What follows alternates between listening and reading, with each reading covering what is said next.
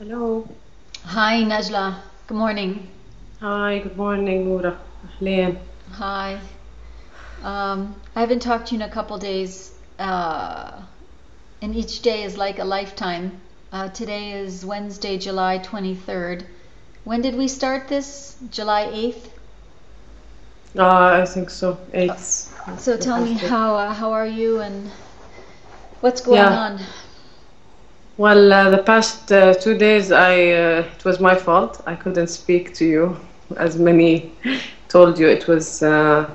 I think it was kind of maybe the worst few days, and every day it's getting harder. And really we had sometimes you just have nothing to say, and you get really too fed up with just listing numbers, and you start really feeling the real fear of what's happening, or the real anger and frustration from what is going on. But I think these videos should help to tell at least some people who are following that there are extraordinary events, I mean, happening here. It's way, way beyond anything we've ever experienced or thought we would experience. Um, just starting from the just very real random, targeting of civilians in apartments and in independent homes, and also in large buildings. I think this has completely shifted our feeling, and to a totally different level. All of us as ordinary people. I mean, when you're not near a border, and you're not Hamas, or you're not part of any movement that is, firing rockets or anything, you are in the same, you're exactly in the same circle, and it's just crazy. Last thing was the biggest event was the airstrike on Al Salam tower in central Gaza City. It's I don't know. I think it's like 12 or 15-story building, and I think about 6 or 7 levels were completely demolished. You're talking about 6 or 7 multiplied by like two apartments at least per floor. Um, there were like 15 people were killed at least, and there were like maybe 80 injured.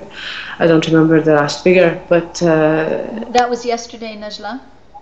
that was the day before yesterday, the night before yesterday. I think Was maybe was I on the phone with you when that happened? Something happened when we were talking. Yes, I think so. Yeah, we were talking, and I was yeah, and there was also another building, a smaller one, but it was also demolished.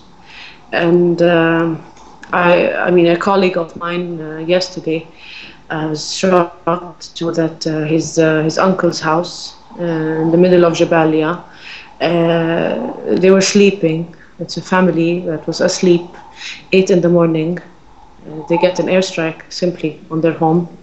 They're all severely injured, and the woman died, was killed. And it's insane. That's what you can say. I mean, after telling you this, I don't know. I need to explain more what or describe more what is this madness. Yeah, I don't know exactly where to start. The Israeli rhetoric is all very consistent and very logical.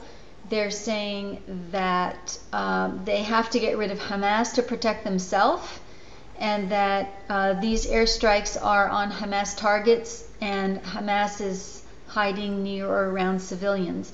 But everyone I'm talking to, all my friends who live in different parts of Gaza, are saying it's absolutely not true. The attacks are random, not in the sense that they're not targeting. I guess we can't really know that. If they're targeting a house or not, but we can know that they're hitting just regular family homes, and whole families are being wiped out.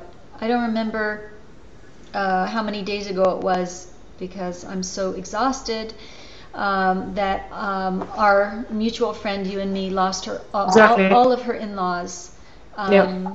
I guess it was, you know better than I do, her mother-in-law, three brothers-in-law, Yeah. sister-in-law, and a Yeah. son. Yeah. I think the mother-in-law and his three brothers and I think there was a sister and a niece. I forgot. They're like five, I think. Right, right. And this is happening like there isn't anybody who doesn't know a family in this situation. So it's Exactly. it's to me it's a massacre, you know, to put people into an area. A very intelligent and informed person said to me, why don't they go somewhere safe? And again, you know, again, to just really convey to people, every single border is closed. There is no place to run. You can run from one side of the house to the other side of the house. That's where you can run.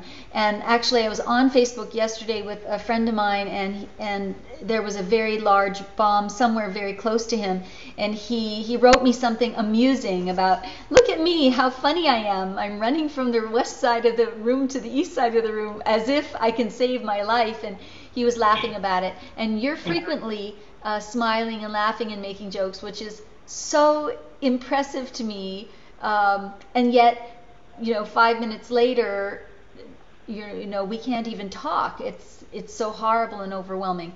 Yes. Yes. But you can't convey it in words. So what else can we do? What can we talk about that a viewer of this video who's not here could try to understand the urgency of right this minute, right now, writing letters to their elected representatives, whatever country they're in, calling their elected representatives on the phone. In many countries they have call-in lines, writing to the media and saying, we as citizens of the world want not just a ceasefire, but we want a just settlement to the conflict right now, not like in 5 years or in 10 years or even in 2 weeks. Right now, it's so urgently needed. You're talking about lives being lost every few minutes. Every few minutes, we honestly, I follow Twitter all the time, and I try to report on Twitter as much as I can. Excuse me, but in the past 2 days, it's been very minimal. I can't keep up. I swear to you, even when there are bombings, around us, we are hardly even able to know where the bombings are. Reporting here is being also very, very challenging. You get like 5-6 airstrikes in 2 blocks. You know, you can't really keep up or tell where all these things are happening. You hear ambulances and you just pray that, okay, it's not the neighbor. You know, it's all the time. It's every minute. They just don't stop. They stop for a while in an area and then they go to another. And you know, last night the same thing happened with Shuja'iyya on maybe a smaller level, but we don't know, we can't tell. Is happening in Khuza'a, east of Khan Yunis. And it's again, they are shelling people's homes by tanks, by everything. They did I don't know how many strikes into Shuja'iyya again. They're literally demolishing areas.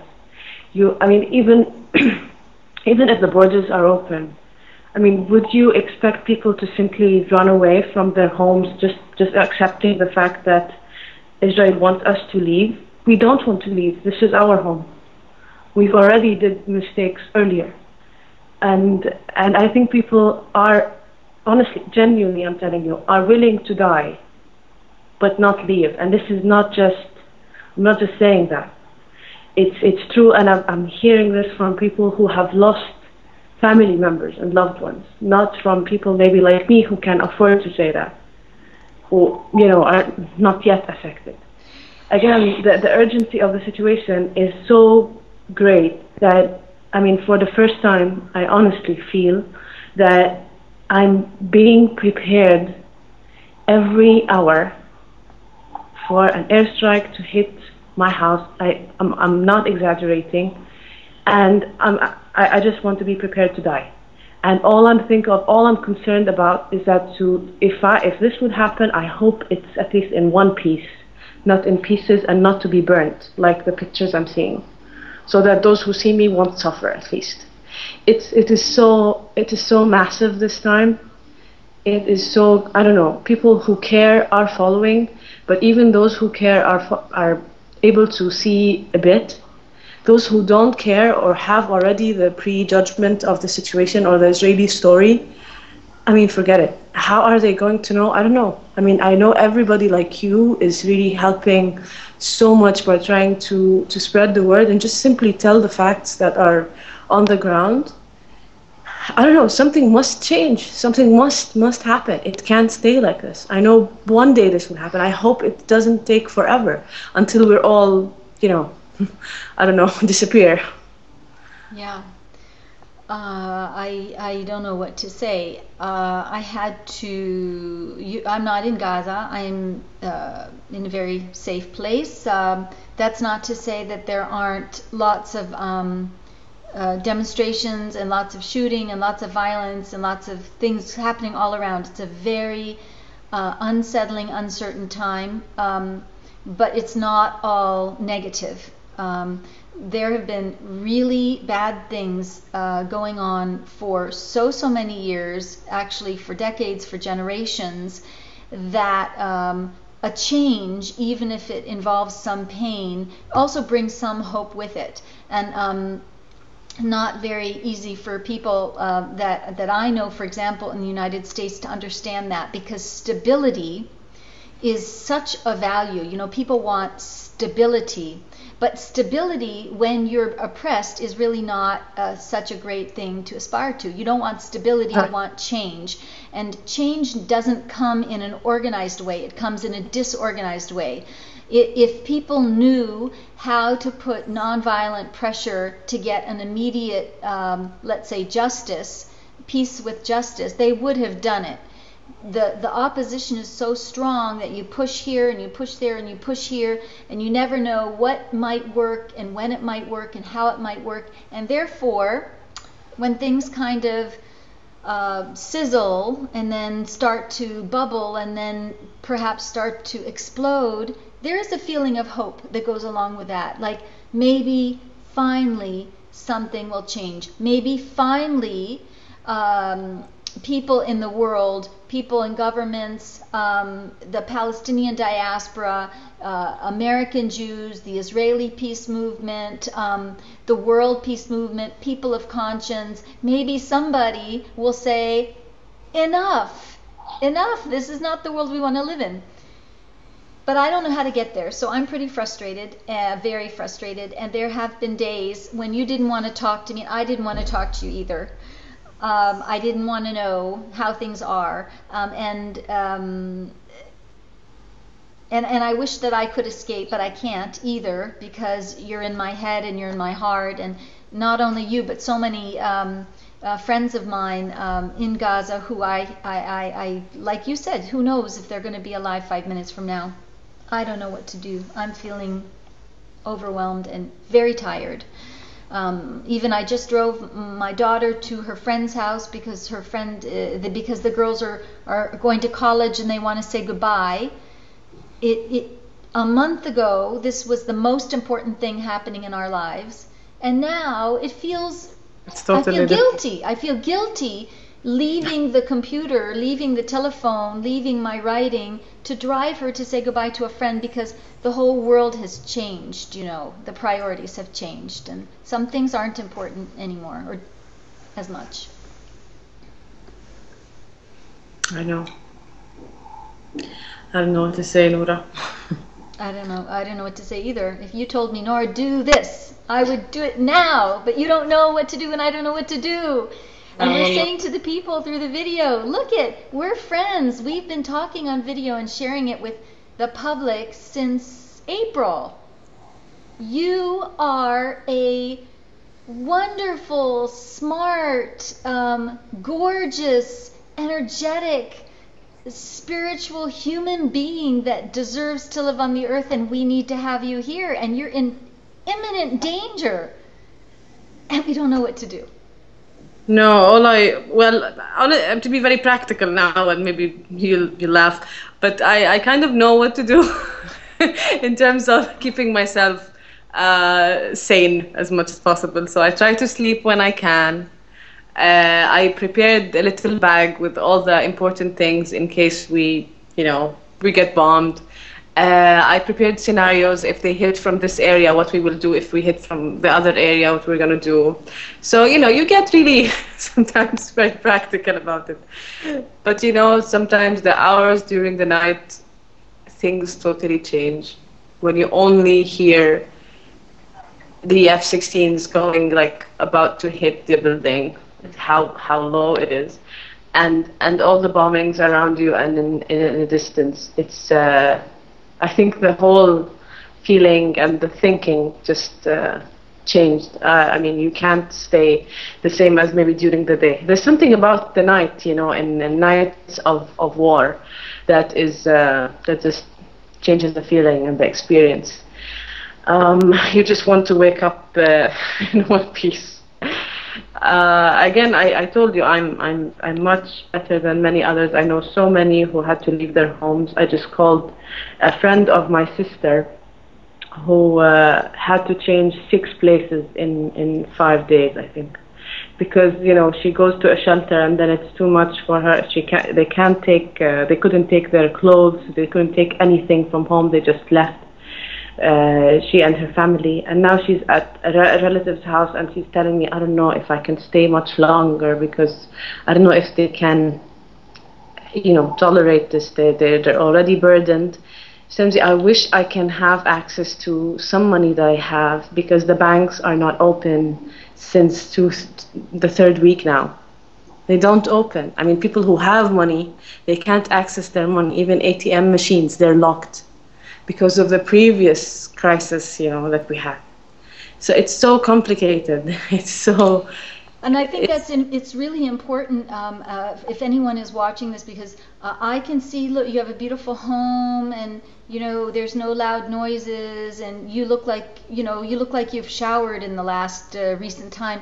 But there are other friends of mine, I cannot reach them. They either don't have electricity, or I try to call them on the Skype, and the interference is so bad, you can't hear, you can't see. They've moved to other people's houses, or they have lots of relatives at their house. Some people have like 4, 5, 6, 7 families staying in one apartment because people had to escape, and they've taken people in. People are exhausted. It's Ramadan, which brings certain spirituality and a kind of an acceptance to people who have faith, which is, I think, strength. But it also corresponds with the timing of the war in some weird way. I mean, I am on the computer with 15 people until 4 o'clock every morning, because everybody's up through the night, and then they eat the meal before the sun rises, and then sleep a few hours. So it's like you have headaches, and you're tired, and you're hungry, and you're thirsty, and you're scared all at once. It's very weird.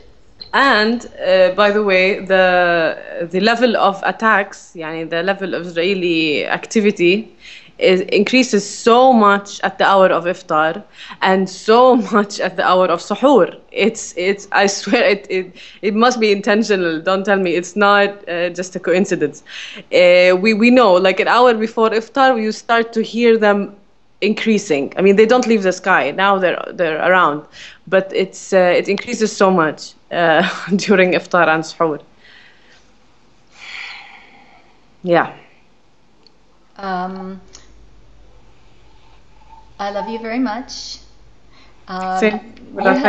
You had invited me to your house just before this all started. I know. And I was supposed to come, and I will come.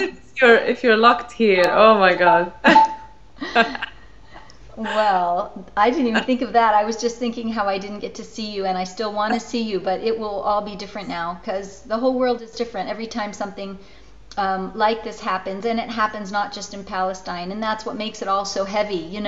I'm thinking about even the women in Bangladesh who died in the fires, and their families haven't gotten any compensation from these companies like Walmart and the big companies that many U.S. people buy from, they haven't gotten any compensation for these hundreds and hundreds of women who died because they were locked in factories making almost nothing.